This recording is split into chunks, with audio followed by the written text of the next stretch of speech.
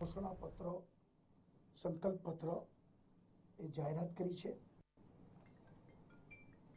60 મહિનામાં એટલે કે 5 વર્ષમાં નરેન્દ્રભાઈ જે કરેલી કામગીરી સ્પષ્ટ માનવું છે કે 60 વર્ષ કોંગ્રેસના અને 60 મહિના નરેન્દ્રભાઈના એક વિકાસમાં ઐતિહાસિક કૂચ અને ભારતની પ્રતિષ્ઠા સમગ્ર દુનિયામાં વધે એ રીતની કામગીરી હરેક ક્ષેત્રમાં થઈ છે।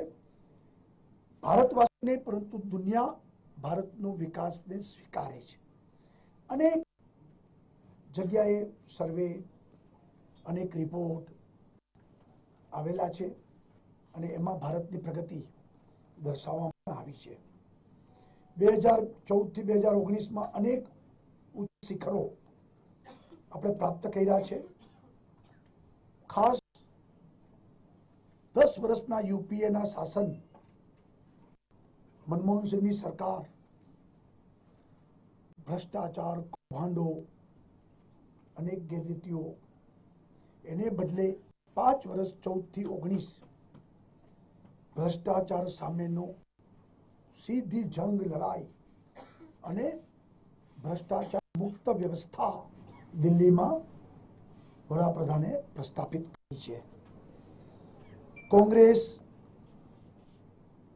એક વંશ વ્યક્તિ નક્કી કરે એ દિશા એ મુજબના પગલા એ મુજબનો ચૂંટણી ઢંઢેરા આપે છે। ત્યારે ભારતીય જનતા પાર્ટી આ વખતે જનતાના હૃદયની વાતને આપણે પ્રસ્થાપિત કરી છે।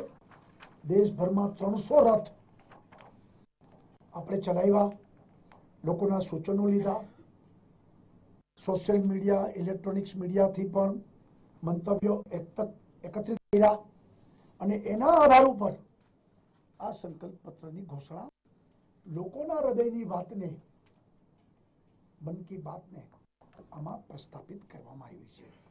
એટલે એક નવો અનુભવ લોકો શું કે છે ને લોકોના આધારે કમિટીએ આ ઘોષણા પત્ર જાહેર કર્યો છે। ખાસ કોંગ્રેસ ખેડૂતના નામે મગરના આંસુ સારવા નીકળી છે। ભારતીય જનતા પાર્ટીએ 2022 સુધીમાં ખેડૂતોની આવક બમણી થાય આ વાતને ફોકસ કરીને ઘોષણા પત્રમાં અલગ અલગ વાત કરી છે। જેમ કે પ્રધાનમંત્રી કિસાન કલ્યાણ નિધિ 6000 રૂપિયા 2 હેક્ટરથી નાના ખેડૂતોને આપ્યા એ હવે તમામ ખેડૂતોને આપવામાં આવશે ઇનપુટ સબસિડી, જેથી કરીને શરૂઆતમાં જે કાંઈ એનો ખર્ચ છે માનવીય વર્ષ નબળું જાય બીજું ત્રીજું જાય તો એને ટેકો મળી રહે એ જાહેરાત છે। ત્યાર પછી જે નાના ખેડૂત સીમાંત ખેડૂતો એને 60 વર્ષ પછીનું પેન્શન એની પણ ઘોષણા એ એક મોટી સ્કીમ જાહેર કરી છે। મને એમ લાગે છે કે ખેડૂતોના સિક્યોરિટી માટે આ પણ એક મોટી વાત છે। કૃષિ ગ્રામીણ ક્ષેત્રે 25 લાખ કરોડનું રોકાણ એ કૃષિ ઉત્પાદકતાને વેગ આપનારી છે।